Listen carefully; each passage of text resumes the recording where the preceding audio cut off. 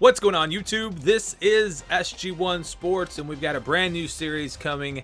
It's the Power 2 Conference Realignment. I've done something like this in the past, but it's going to be a little bit different this time. We're going all in on this thing. So there are going to be two power conferences. Those two conferences, the winners will compete for the national championship. And there's going to be other tiers where teams can move up and down based on their performance. They'll have playing games at the end of the season to take a team spot from the tier above them. I'll go through all those rules in just a minute, but let's just take a look at the conferences first. This is all based off of CBS Sports rankings. I use their rankings to divide all the conferences up and all into all the different tiers. Again, I'll show you what exactly is going to happen with these tiers in just a little bit.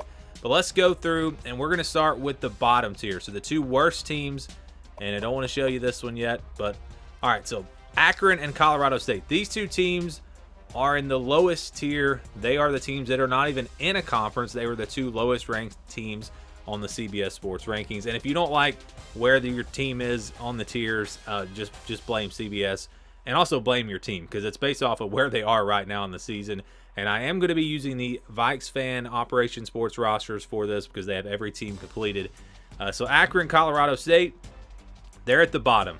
Then we go to the next tier. This would be tier number 5. There are 6 tiers, and really these bottom two teams, they're going to automatically move into the next tier at the end of the season. It doesn't really matter what happens, how they play this year. And again, I'm going to go through that in just a minute. But the next two tiers, or the next two conferences that are in tier 5, we've got the MAC. You'll have Bowling Green, Nevada, New Mexico, and Western Michigan. And again, this tier as well, most of these teams will have a chance to move up based off of their performance. The worst two teams, though, they're going to move down to the independents. So that'll be interesting to see who those teams are. And it'll also be fun to see which teams can start here towards the bottom and maybe work their way up into the tiers and maybe even get to one of the Power 2 conferences at the end of the season. Okay, so we've got the MAC, and then we've also got Conference USA, Charlotte, Hawaii, Temple, and USF. These are the other teams at the bottom. And the teams that'll have a chance, the tier 5. This will be tier 5. So let's go now to tier number 4. Tier number 4 is going to be the Mountain West and the Sun Belt. All right, so in the Mountain West, and I was gonna show you how I set all this up as I did the video, but I'm glad I didn't because it took me a really long time to set all these conferences up. And before I even did them on the game, I had to do it, like write them all down. So yeah, this took a long time. But you look at the Mountain West, we've got the East, and I try to keep teams together. If they were in the same conference, it didn't work all the time, but for the most part, we were able to.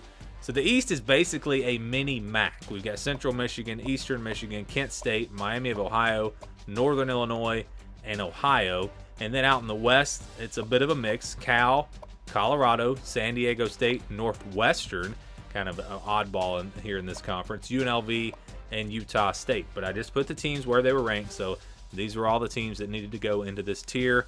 Again, this is tier number 4. We had the Mountain West, and also the Sun Belt is in tier 4.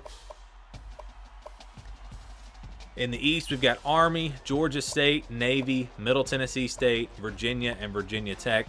And then in the West, Arkansas State, Louisiana Tech, Tulsa, Texas State, ULM, and UTEP. So these teams all in tier number 4. Now we're going to go to tier number 3. This will be the Pac-12 and the American. We'll go to the Pac-12. All right, in the East, it's Ball State, Buffalo, Michigan State, Indiana, Nebraska, Toledo, and Wisconsin. And it's crazy to see, Wisconsin, Michigan State all the way down in tier number 3, but that's just been how it's played out in real life.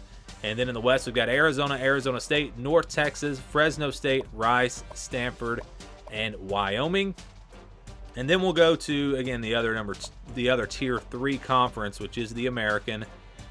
In the East, Boston College, Georgia Tech, Memphis, Marshall, Old Dominion, Rutgers, and Western Kentucky.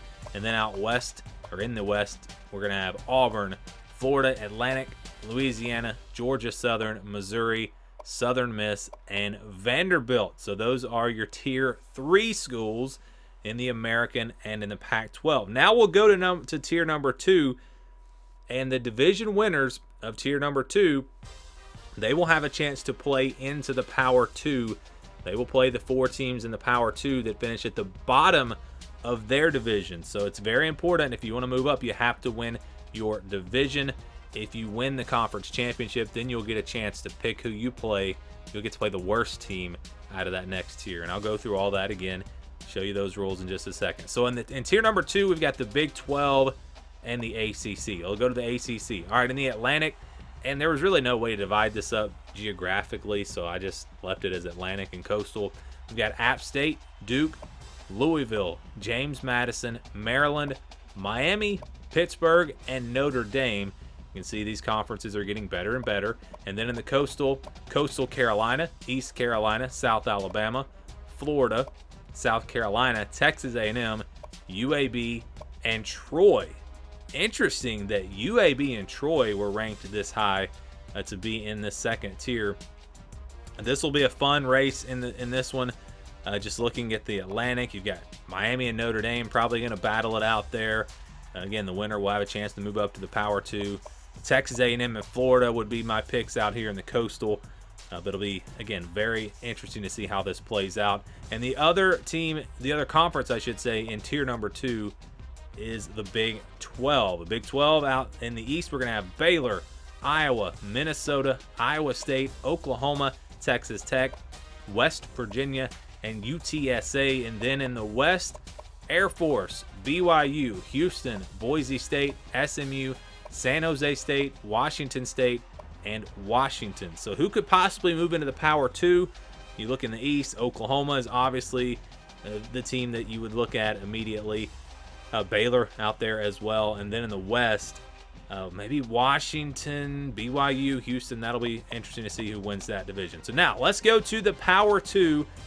These two conferences will be our main 2 conferences. The winners of these 2 conferences will play in the national championship. And again, the bottom 4 teams, the bottom team in each division will have to play to stay in the Power 2. They'll play the 4 division winners from the tier number 2, where the teams in tier number 2 will have a chance to take their place in the Power 2 if they can beat them, and those will be in the bowl games. And again, I have graphics made. I'll show you the rules for all that. So let's just get right to it. Our Power 2, first of all, the Big 10.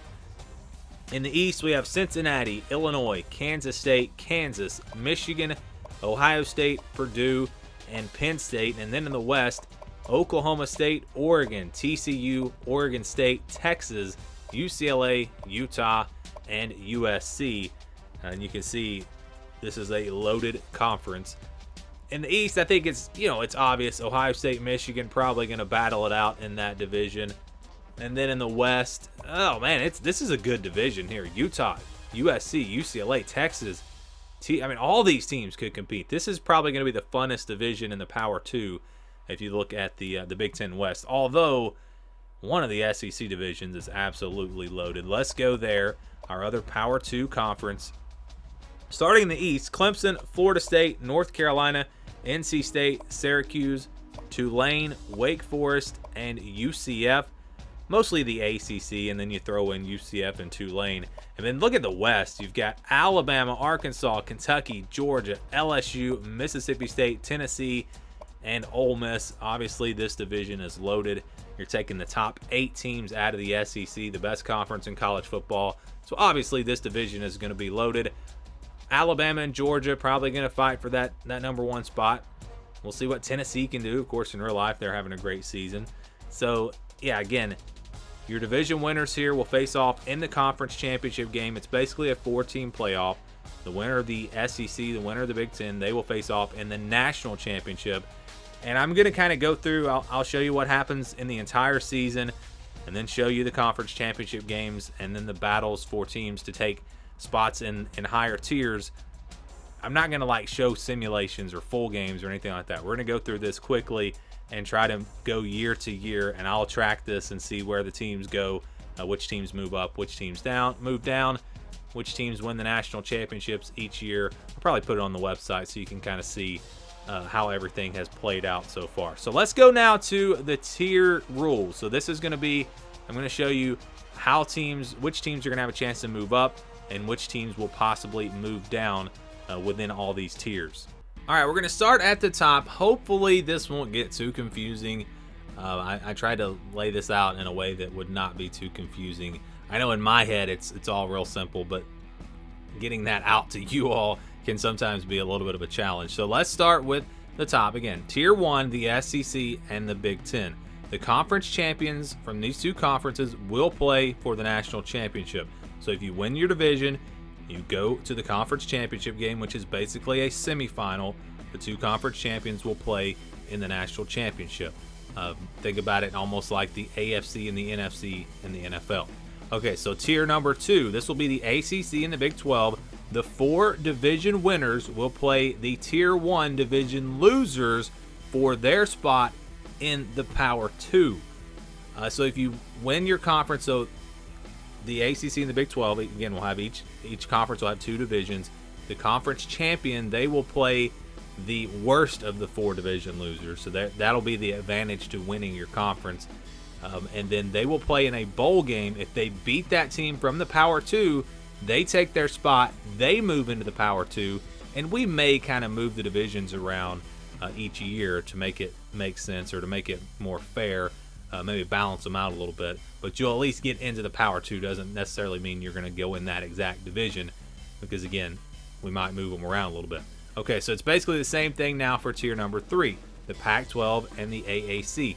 The 4 division winners will play the tier 2 division losers for their spot in tier number 2. So they would be able to move into the Big 12 or the ACC. And then, of course, if they were to win their division once they move up, then they'll have a chance to get to the Power 2 conferences, the Big 10 and the SEC. Moving on to tier number 4, the Mountain West and the Sun Belt. The 4 division winners here will automatically move into tier 3 and replace the division losers. So once we get into these lower tiers, the teams will not actually have to play and win to move up, because I want to make sure we have plenty of movement among these conferences and these tiers. So like I said, when we get to these bottom tiers, if you win, you automatically move up. You finish in last place in tier number 3, you automatically move down. So that's going to make the regular season very important. You don't want to finish in last place in your division, because again, if you're in tier number 3, you're going to drop to tier number 4 and you're going to drop into the Mountain West or the Sun Belt. Tier number 5, Conference USA and the MAC. So these conferences only have 4 teams each. So you're talking about 8 total teams. The top 4 of those 8 teams, they will move into tier 4 and replace the division losers. So same thing, if you finish at the bottom of your division and you're in tier number 4, you're going to drop down to tier number 5. And then the bottom 2 teams, so the worst team in the Conference USA and the worst team in the MAC, those 2 teams will drop all the way down to tier number 6. They will be independents, and then those independents will replace them. So the 2 teams at the bottom, Colorado State and I think it was Akron, those teams are going to move up no matter what. So if you're all the way at the bottom, you get a chance to move into a conference the next year, and hopefully for you, play your way up the tiers and try to get to the Power 2. So hopefully this will be a fun series to see which teams can move up, which teams will finish in last place and have to fall out of their tier or play to stay in it, which teams can get into the Power 2 that are not there now, and of course which teams will win the national championship as we do this over many seasons. Hopefully you guys enjoy it. Hopefully it will build some interest and we can continue this series for a long time, and like I said, go many years into the future. So give me your thoughts. If you have any questions, let me know. Hopefully it wasn't too confusing. We'll probably try to get this first season underway next week, and I will show you the results from that first season and see which teams have a chance to move up and which teams are going to move down. Thanks for watching, and stay tuned for more here on the SG1 Sports YouTube channel.